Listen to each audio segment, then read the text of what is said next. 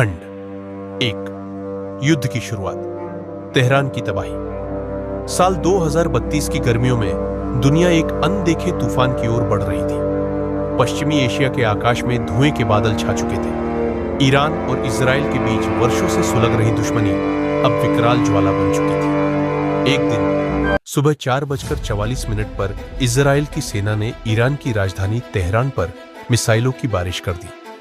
पल भर में पूरा शहर तबाही के मंजर में बदल गया। तेहरान की ऐतिहासिक मस्जिदें, बाजार और सरकारी भवन राख हो चुके थे। चारों ओर चीख पुकार, आंसू और विनाश का साम्राज्य था। मीडिया पर यह खबर जंगल की आग की तरह फैल गई। दुनिया भर की निगाहें इस युद्ध पर टिक गई। ईरान ने इजराइल को जवाबी हमले की धमकी दी, लेकिन उससे पहले अमेरिका ने हस्तक्षेप किया। अमेरिका ने इसे मध्य पूर्व में स्थिरता बनाए रखने की कार्यवाही बताया और इजराइल का साथ देने की घोषणा कर दी। लेकिन असली चौंकाने वाली बात यह थी कि अमेरिका ने इजराइल की मदद के बहाने 11 मुस्लिम देशों के साथ गुप्त रूप से सैन्य संधि की थी। इस गठबंधन को नाम दिया गया कोअलिशन ऑफ पीस रेस्टोरेशन, लेकिन इसकी असली मंशा भारत को दबाने की थी। भारत, जो पिछले कुछ वर्षों से तकनीक, ऊर्जा और आध्यात्मिक प्रभाव में आगे बढ़ रहा था, विश्व गुरु बनने की दिशा में अग्रसर था। यह बात अमेरिका और उसके सहयोगियों को खटक रही थी। 30 तारीख शनिवार को भारत पर हमला तय हुआ। दिल्ली, मुंबई, बेंगलुरु जैसे शहरों की सैटेलाइट इमेज अमेरिका द्वारा स्कैन की गई। भारतीय खुफिया एजेंसियों को जब इस बात की भनक लगी, तब प्रधानमंत्री ने एक आपात बैठक बुलाई। इस बैठक में भारत के रक्षा प्रमुख, आईएसआरओ, डीआरडीओ और गुप्त आध्यात्मिक संस्थान दिव्य सुरक्षा संप्रदाय के प्रमुख मौजूद थे। दिव्य सुरक्षा संप्रदाय एक ऐसा गुप्त संगठन था जो हजारों वर्षों से शिव साधना और भारत की रक्षण शक्ति को संभाले हुए था। जब देश पर बड़ा संकट आता था, तब यही संगठन सक्रिय होता था। बैठक में तय हुआ कि सिर्फ सैनिक बल नहीं, अब दिव्य बल की भी आवश्यकता है। इस बार युद्ध सिर्फ आधुनिक हथियारों का नहीं, बल्कि धर्म और अधर्म का होगा। इसी दौरान हिमालय के उत्तर में स्थित गुप्त कैलाश क्षेत्र से एक दिव्य संकेत प्राप्त हुआ। वहां के तपस्वी योगी महायोगी रुद्रगिरी को ध्यान में भगवान शिव का साक्षात्कार हुआ। शिव ने कहा, कलयुग की सबसे भयावह घड़ी आ चुकी है। जब अधर्म का विस्तार चारों दिशाओं में होगा, तब मैं हस्तक्षेप करूंगा। लेकिन यह युद्ध सिर्फ मेरा नहीं होगा, भारत को भी जागना होगा। पृथ्वी पर केवल युद्ध नहीं, चेतना का पुनर्जागरण होना चाहिए। इस संदेश के साथ ही आकाश में विचित्र हलचल शुरू हुई। चंद्रमा के पास एक विशाल आकृति दिखाई दी, मानो कोई अनजानी शक्ति पृथ्वी की ओर बढ़ रही हो। यह एलियन यान था, जो शिव की आज्ञा से पृथ्वी पर आने वाला था। तेहरान की तबाही, अमेरिका की योजना और शिव का संदेश, तीनों ने मिलकर एक नई विश्व कथा का आरंभ कर दिया था। और इस कथा का नायक था भारत। जारी है खंड एक, युद्ध की शुरुआत। साल 2032, जून की तपती दोपहर। मध्य पूर्व की सरजमीन पर एक बार फिर आग और बारूद की बूंदें गिरनी शुरू हो चुकी थी। इजराइल और ईरान के बीच छिड़ी लड़ाई अब सिर्फ 2 देशों तक सीमित नहीं रही थी। तेहरान की गलियां राख में बदल चुकी थी और हजारों मासूम जानें उस युद्ध की बलि चढ़ चुकी थी। इधर संयुक्त राष्ट्र की अपीलें ध्वनि मात्र साबित हो रही थी। ईरान की तरफ से रेड अलर्ट जारी हो चुका था और इजराइल ने ऑपरेशन जोशुआ शुरू कर दिया था, जिसमें उनका मकसद था ईरान के परमाणु ठिकानों को पूरी तरह समाप्त करना। ईरान के जवाब में 11 मुस्लिम देशों ने एकजुट होकर अमेरिका और उसके सहयोगियों पर उंगलियां उठाई। इस्लामिक गठबंधन का गठन हुआ। मुत्तहिद उम्मा, जिसमें तुर्की, पाकिस्तान, सऊदी अरब, Iraq, Afghanistan, Qatar, Syria, Yemen और अन्य देश शामिल हो गए। अब यह सिर्फ एक क्षेत्रीय संघर्ष नहीं, बल्कि वैश्विक संकट बन चुका था। अमेरिका ने स्थिति को नियंत्रण में लाने के बहाने अपने युद्धपोत हिंद महासागर में भेज दिए, परंतु उनका असली इरादा भारत की बढ़ती शक्ति को नियंत्रित करना था।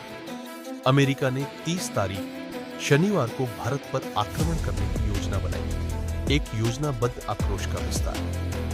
खंड 2, शिव संकेत और एलियन आगमन। भारत की राजधानी दिल्ली में प्रधानमंत्री एक आपात बैठक में व्यस्त थे। गुप्तचर एजेंसियों ने यह जानकारी दी कि अमेरिका और उसके सहयोगी मुस्लिम राष्ट्र भारत के खिलाफ साझा सैन्य हमला करने की तैयारी में है। प्रधानमंत्री के चेहरे पर चिंता की रेखाएं गहराने लगी। उसी रात काशी के विश्वनाथ मंदिर में एक रहस्यमय घटना घटी। मंदिर के मुख्य पुजारी को समाधि में शिव का स्पष्ट संकेत मिला। कलयुग का अंत समीप है, अब दिव्य हस्तक्षेप होगा। अगले ही क्षण काशी की आकाश गंगा में नीली रोशनी फूट पड़ी। यह कोई सामान्य प्रकाश नहीं था, यह एलियनों के आने की सूचना थी। वे ब्रह्मांड के कोने कोने से पृथ्वी की रक्षा के लिए आए थे। इन एलियनों का नेतृत्व कर रहा था ओरियन संघ, जो कि शिव के आदेश से ब्रह्मांडीय धर्म और संतुलन की रक्षा करता है। चीन, जो अब तक चुप था, अचानक भारत के पक्ष में खड़ा हो गया।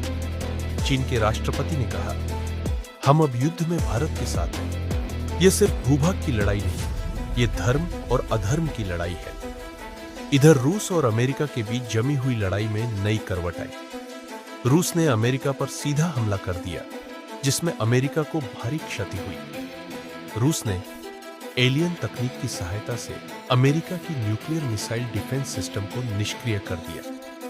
अमेरिका हार के कगार पर था, लेकिन उसने अंतिम दांव खेलते हुए एक साथ कई परमाणु मिसाइलें दाग दी। परमाणु विकिरण से पूरी पृथ्वी कांप उठी। इंसानियत खतरे में थी। विश्व युद्ध अब नियंत्रण से बाहर जा चुका था।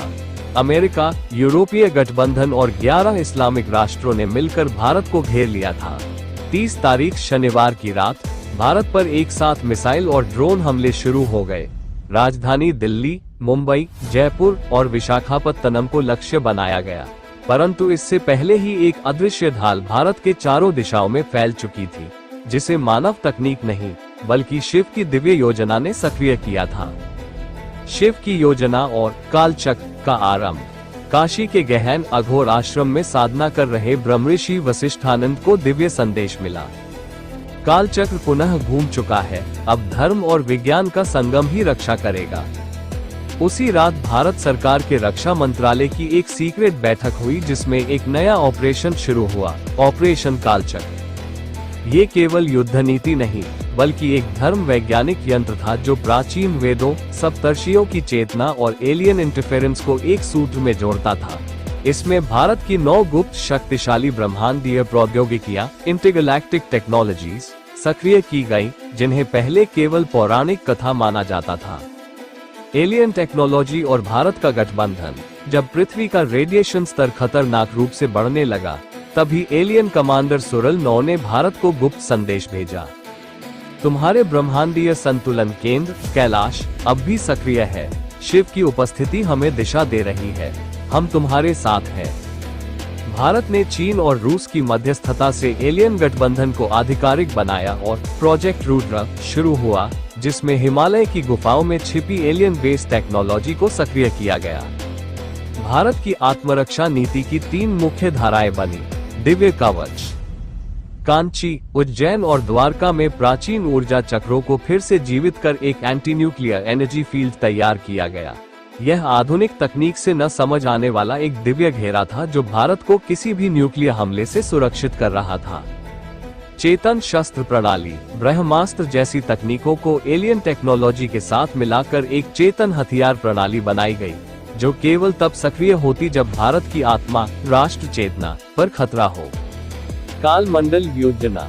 यह एक गुप्त योजना थी जिसमें भारत के 108 संत, वैज्ञानिक, तांत्रिक और सिद्ध योगी कालचक्र के 12 द्वार खोल रहे थे। हर द्वार एक शक्तिशाली ऊर्जा बिंदु से जुड़ा था, और जैसे ही ये सभी द्वार खुलते, भारत के ऊपर समय और स्थान का नियंत्रण बनने लगता। दुनिया में हलचल। अमेरिका और मुस्लिम गठबंधन को ये सब टेक्नोलॉजी से परे अंधविश्वास लगा, परंतु उनकी मिसाइलें जैसे ही भारत की सीमा के पास पहुंची, वे स्वतः निष्क्रिय हो जाती। इजरायल, जो पहले अमेरिका के साथ था, अब इस दिव्यता से प्रभावित होकर भारत की ओर झुकने लगा। रूस ने खुलेआम घोषणा कर दी, भारत अब केवल देश नहीं, ब्रह्मांडीय नेतृत्व करता है। युद्ध की आग में झुलसती दुनिया में अब भारत ही एकमात्र राष्ट्र था जो शांति, विज्ञान और धर्म के संतुलन की बात कर रहा था। भारत के प्रधानमंत्री ने विश्व शांति समागम की घोषणा की, जिसमें दुनिया भर के बचे हुए राष्ट्रों, अलियनों और तिब्बती भारतीय संतों को आमंत्रित किया गया। ये सभा कैलाश मानसरोवर के पास हुई, जहां भगवान शिव की उपस्थिति को कई लोगों ने पहली बार तेजस्वी प्रकाश और अनहद नाद के रूप में अनुभव किया। भारत अब केवल विकासशील देश नहीं रहा, वह एक धर्मनिष्ठ विज्ञान शक्ति के रूप में उभरा, जिसने युद्ध से लड़ने के लिए हथियारों से नहीं, चेतना और ब्रह्मांडीय समन्वय से जवाब दिया।